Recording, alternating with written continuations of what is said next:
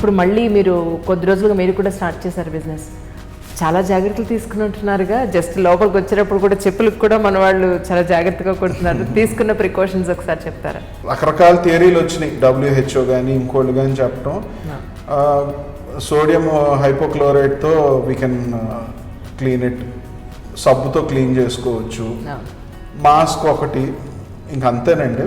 తర్వాత ఏంటంటే లోపలికి వచ్చిన తర్వాత అసలు ముందు మనం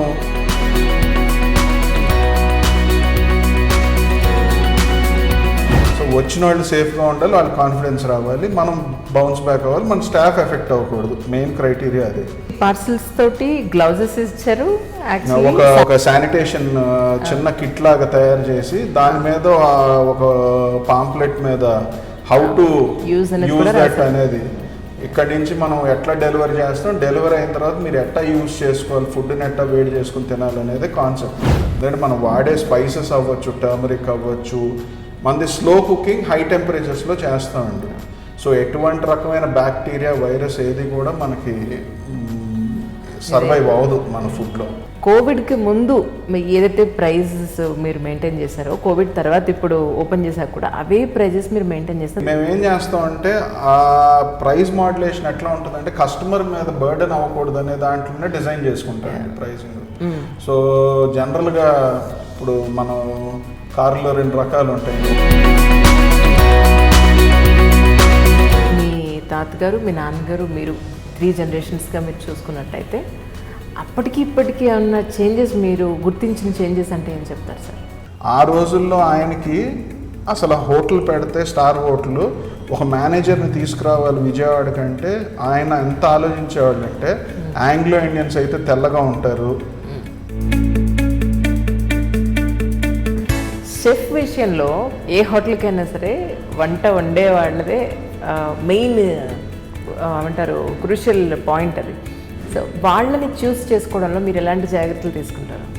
టచ్ వుడ్, నేను లక్కీగా ఏంటంటే ఎవరైతే టీం ఉన్నారో వాళ్ళే నా పిల్లర్స్.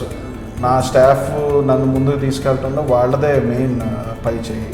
మా నాన్నగారి దగ్గర నేర్చుకుంది ఏంటంటే ఒక మనిషి వెళ్ళిపోయడానికి భయపడిపోయి మనం దాన్ని ఏదో వదిలేయకూడదురా, మనం అక్కడ నుంచుని ఆ క్వాలిటీ ఆ కన్సిస్టెన్సీ వచ్చే వరకు మనం దాని వెనకాల పడాలి.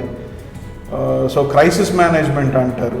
సో ఆ క్రైసిస్ మేనేజ్మెంట్లో నువ్వు నుంచి నీ క్వాలిటీ తెచ్చుకునే వరకు దెన్ ఓన్లీ యువర్ సక్సెస్ఫుల్, లేకపోతే నువ్వు అసలు పెట్టమాకు బిజినెస్లు అనేది నాన్నగారు తాతగారు చెప్తూ ఉండాలి. అదే మనం ఫాలో అవుతాం. నాకు తెలుసు ఇక్కడ మీ ఫుడ్ స్ట్రక్చర్ మొత్తం, బట్ వ్యూవర్స్ కోసం ఇక్కడ స్పైసీ అవెన్యూలో ద బెస్ట్ ఫుడ్ అంటే ఏం చెప్తారు?